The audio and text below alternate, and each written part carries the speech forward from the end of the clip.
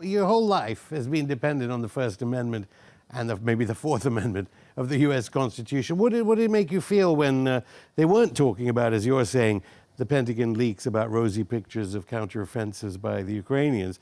They were talking about your paper, the New York Times, was talking about how they helped the FBI to apprehend Jack Teixeira, this 21-year-old National Guardsman.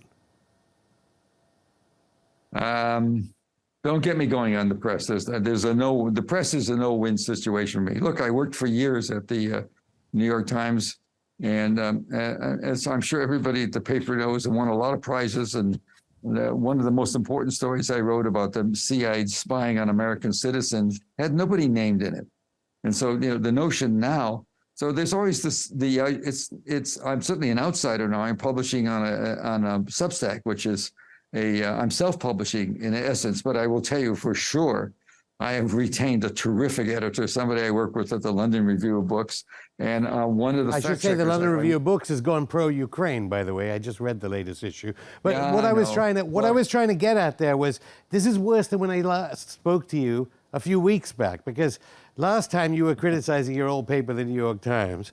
Now it's not so much the New York Times not printing important news of interest in the public interest about what's happening in Europe and who knows where else. They're actually crowing about aiding the FBI in capturing alleged whistleblowers. That's a new one, isn't it? And let me make it broader than the New York Times, because you can't win an argument with the, I don't want to get into an argument, but I sometimes do.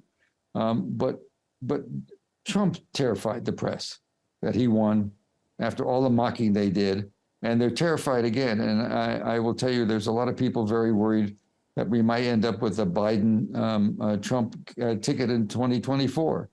And so the Times response to Trump and all the horrors, the January 6th invasion of the Capitol, has been, I think, to make a very distinct commitment to being pro-Biden. There's very little criticism of Biden. None of the stories I've written about Biden, none of the allegations are more than allegations with a lot of specifics. Look, I know much more than I've said about how that mission took place. It was based in Norway, what we were doing. And so none of them have followed the story in any way, except the right counter stories given by the intelligence community. So the fact that it does wash two ways. You cannot be shocked that the Times would be, as good citizen, turning to the FBI of course I am, but you can't be.